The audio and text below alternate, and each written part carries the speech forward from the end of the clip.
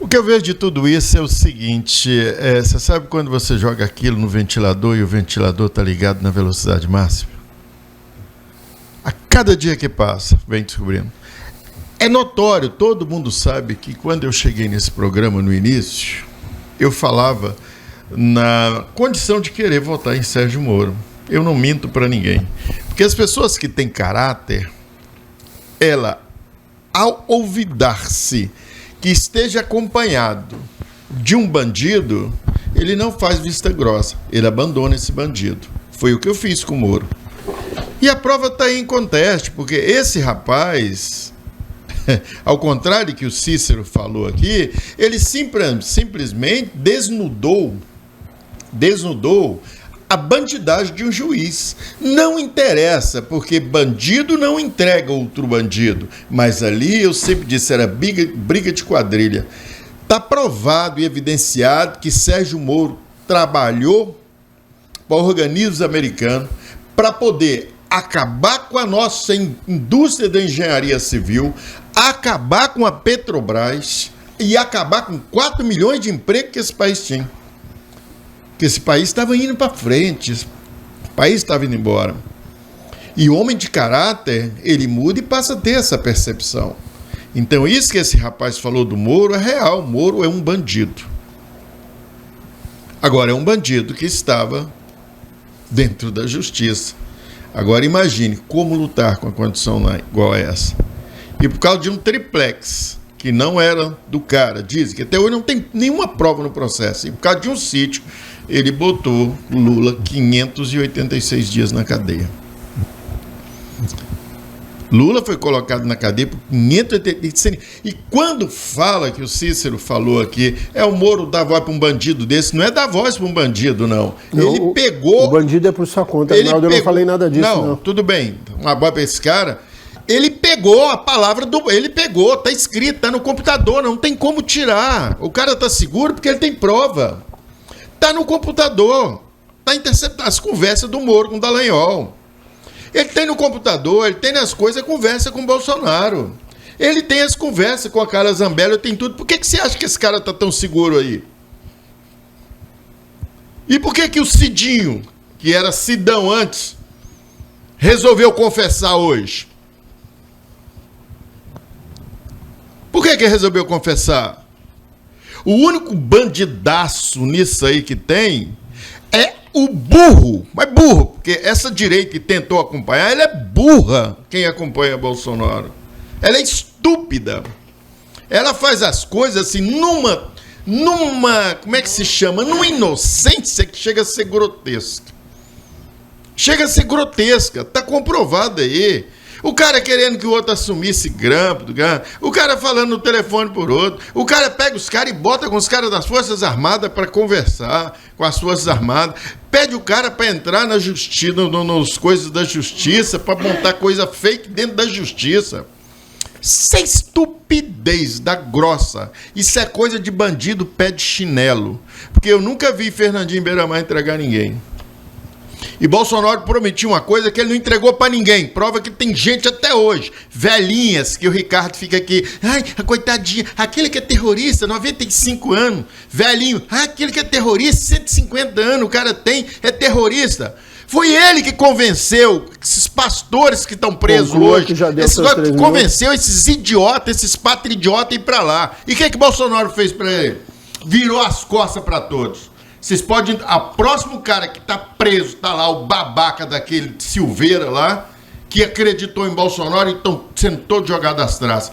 O Cid tomou uma posição hoje. Ele falou, eu vou confessar, e atrás dele vinham os restos. Muito bem. Arnaldo, só para dizer para você que eu não chancelo o comentário de nenhum dos senhores, mas não estou aqui para chancelar o comentário dos senhores, né? E muito menos para questionar o que os senhores dizem. Agora, não tenta colocar coisa na minha boca, porque eu sempre vou me defender, porque eu não trabalho dessa maneira. Beleza, eu tiro da tua boca. Ricardo, boa noite, seja bem-vindo. Já que o Arnaldo citou você, fica à vontade, 3 minutos. Boa noite, Cícero. Boa noite a essa bancada, né, para não tomar muito tempo, e aos nossos telespectadores que nos prestigiam sempre fielmente com a sua audiência. É lamentável, né? É lamentável que pessoas dão credibilidade para esse tipo de postura. Uma pessoa que é tida, que é considerada um bandido, um fora da lei, e para uma ala o que ele está falando é absolutamente... Agora, é preciso que a gente entenda, né? Para não ficar uma coisa, uma conversa, o que ele está falando, contra os bolsonaristas. Não é assim que funciona. Veja bem, prova testemunhal, no nosso ordenamento jurídico, na doutrina, inclusive denominada de prostituta das provas, é assim que é denominada pela doutrina. Prova testemunhal é denominada como a prostituta das provas. Mas por qual razão? Porque é a prova que pode ser corruptível, porque é a prova que pode ser manipulada, porque é a prova que pode ser induzida. Então, ela não tem o peso, ela não tem o condão, uma prova testemunhal, por si só, de um égide condenatório, de uma denúncia. É preciso que esteja corroborada com outros elementos probatórios, senão não tem peso perante a lei. Então, o que ele está fazendo, e o que me causa espécie, é a forma, quanto mais como ele defende o governo. Eu acho que essa forma, com o Moro, esse tratamento em defesa do presidente, já diz por si só que ele está sendo tendencioso, que está sendo parcial, que ele escolheu um lado, aliás, que não é surpresa para ninguém. Em entrevista, ele já falou que tinha muita vontade de ser deputado federal, de se candidatar. O entrevistador perguntou, por qual partido? Ele falou, olha, pelo partido de esquerda. Ele foi categórico em afirmar que se ele fosse candidato, que seria por um partido de esquerda. Então, o que vamos pensar de um sujeito desse, que não responde às perguntas das pessoas ligadas à direita? Ele não responde. Quando alguém da direita pergunta para ele, permaneço calado. Vou permanecer calado. Aí a esquerda pergunta, ele responde tudo. Tudo. Então, foi muito bem preparado. A gente sabe como que a esquerda atua. A gente não sabe ao certo o que foi oferecido para ele.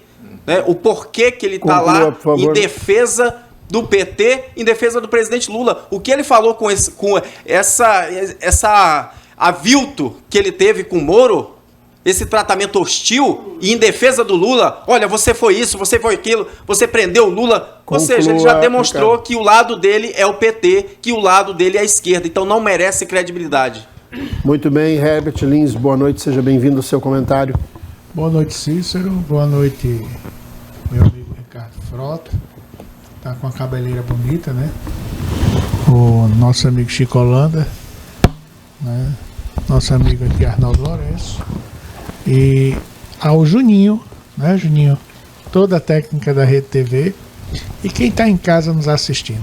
Mas antes de eu fazer meu comentário sobre os vídeos, eu quero dizer no ar aos nossos telespectadores que eu quero que a minha amizade com Cícero seja tão forte quanto os botões, tanto da camisa dele como da minha.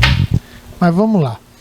Sobre os vídeos, tem como dar um flash na carinha do Cícero? Bora, Herbert. Vamos. Seu tempo tá eu não passando. gosto que eu comente nos botões da camisa dele. Mas vamos lá. Sobre os vídeos que agora a gente assistiu, né, em relação à CPI do 8 de janeiro, primeiro, houve sim uma tentativa de golpe, mas fora do tempo. O golpe era para ter sido lá no 7 de setembro. Mas o Bolsonaro se acovardou. Foi covarde. A massa ele tinha ali na esplanada. Ali era o momento. Perderam o time. Setembro, eles perderam, 7 de setembro, perderam o time. O país estava, inclusive, preparado pelas massas, não pelas instituições, mas pelas massas estava. Né? Mas ele estava. Mas ele estava covarde. Ele se acovardou. Por quê? Porque ele não tinha o apoio, ele não tinha o apoio dos governadores. Ele não tinha um apoio da classe política, inclusive do Pentágono, dos Estados Unidos. Exato. Pronto. No Brasil, se quer ter golpe, tem que ter, né, os países por trás e os interesses dos países por trás. Quando o Arnaldo Lourenço falou aqui, em uma fala que o ex-juiz Sérgio Moro, ele agiu para destruir a nossa economia, o nosso país que estava crescendo. o Brasil chegou ao pleno emprego. E quando eu dizia que ele estava agindo nas minhas redes sociais para destruir as indústrias e a nossa economia, as pessoas diziam que eu estava com teoria da conspiração. E cada dia mais está ficando mais claro, mais nítido, que ele foi um agente duplo dos interesses estadunidenses, dos Estados Unidos. Ora, quando o Moro levou... Eu lembro que quando Fernando Collor ganhou a eleição, o senador paraibano Raimundo Lira, que é o grande distribuidor da empresa Volkswagen no Brasil, inclusive no Nordeste, Brasília, Raimundo Lira levou Collor na sede da Volkswagen na Alemanha para abrir a nossa economia, para modernizar os nossos carros, para que a gente deixasse de andar de Chevette. Que ele chamava de carroça, Fusca, né? Que ele chamava de carroça. Senão não tinha tido a modernização do parque industrial que nós temos hoje. E aí o Moro, quando leva... O Moro não leva o Bolsonaro a uma indústria. Ele leva aonde? Na CIA. E quando ele entra na CIA, o celular dele se conecta ao Wi-Fi. No ato, No né? ato. Gente, pelo amor de Deus, parem de se deixar ser manipulado. Parem de ser massa de pão. Parem de ser massa de manobra. Comece a enxergar o óbvio. Eles não enxergam. Comece a enxergar, a refletir, a se perguntar, a se indagar. Procura o Google, informações. O que o hacker ali está falando, ele está falando com segurança. E ali ele já entregou provas. Tem elementos. Ele já entregou elementos. Hacker não trabalha com palavras. Ninguém fala daquele jeito, com tanta propriedade, sem ter entregue provas, elementos. Ele tem como provar a fala dele. Agora, com relação ao bate-boca do Moro com o hack, Conclua, Herbert. não me espanta, porque é bem o nível dele. É o nível dele. O Moro precisa pagar o que ele fez com o Almirante Otton. As Forças Armadas se acovardou com o Almirante Otton. Eu vou morrer defendendo o Almirante Otton. E o projeto nuclear precisa ser reparado e retomado, que desenvolvido pelo Almirante Otton, destruído pelo senhor Sérgio Moro e entregue a 0800 aos Estados Unidos toda a nossa tecnologia desenvolvida por um brasileiro, o Almirante Otton. Salve a nossa Marinha. Chico Holanda, boa noite, seja bem-vindo. Você não é defensor de nenhum almirante, mas é defensor do capitão. Fique à vontade do seu comentário. Boa noite, Cícero, do Ricardo, Herbert, Buiú, a todos que nos acompanham, nos assistem, até aqui da Rema. Bem, a gente vendo e acompanhando, como acompanha um pouco hoje à tarde, essa CPI, e vendo como um cara pode ser tão cínico como o meliante desse hacker. Vejamos só, eu vou dar dados aqui, tá? E aí, O hacker tem dados também. Ninguém te atrapalhou, não. Ninguém atrapalhou você. Por favor, Evandro, corta todos os microfones, Evandro. Deixa só o do Chico aqui, por favor. Não vou falar, não. bem, vejamos só, quando aqui, só o comentário que o governo, que o Brasil vinha bem, crescimento, vou só lembrar um pouquinho, e aí pode ir para o Google pesquisar o que eu estou dizendo. Tá? 2013, 2014, 2015, tá? Quando estavam as operações acontecendo, lógico, concordo também que houve uma falha da Lava Jato em separar CNPJ de CPF. Isso aí realmente houve, era preciso ter separado. Mas não foi a Operação Lava Jato que quebrou o país. Quem quebrou o país, quem estava quebrando a Petrobras, por exemplo, trazendo nesses 3 anos, 2013, 2014 e 2015, dando prejuízo de mais de 180 bilhões, era, vou aqui usar o Moisés, a mão peluda. Tá? A mão peluda, é o hack, eu sei, mas eu estou citando. Tá. E foi citado aqui, que exatamente desviou o recurso. O hack, hoje à tarde e pela manhã, quando era o deputado da esquerda, tudo respondia. E pasmem os senhores, quem é o advogado desse hack? É o advogado que o ano passado fazia campanha para o Lula. É o advogado que fez live exatamente para vender livros para o recurso ser destinado a esse hacker. O tempo todo o advogado estava ali orientando e dizendo. Na parte da tarde, todas as perguntas realizadas para ele simplesmente não falou. Disse que ele tinha um direito, que o STF liberou para responder somente o que ele entender, que não produzisse matéria contra ele, mas em tudo, quando se perguntou quem paga seu advogado, ele ficou calado, perguntando quem foi que estava com ele quando ele foi falar com o presidente, ele se recusou. Ou seja, ele falar o que ele disse do presidente Bolsonaro, ex-presidente, tá? É fácil, é a palavra dele, tá? Simplesmente. Agora, ele tem prova? Ele tem alguma conversa? Ele tem alguma gravação? Não. Tá? Agora, está claro que ele está a serviço da esquerda. Está claro.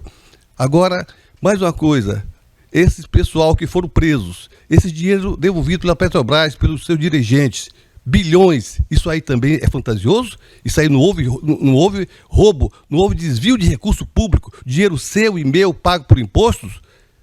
Então, minha senhora, meu senhor, está claro que esse hack está a serviço da esquerda, está a serviço, ele fez isso lá atrás, para liberar o então, que estava preso, tá?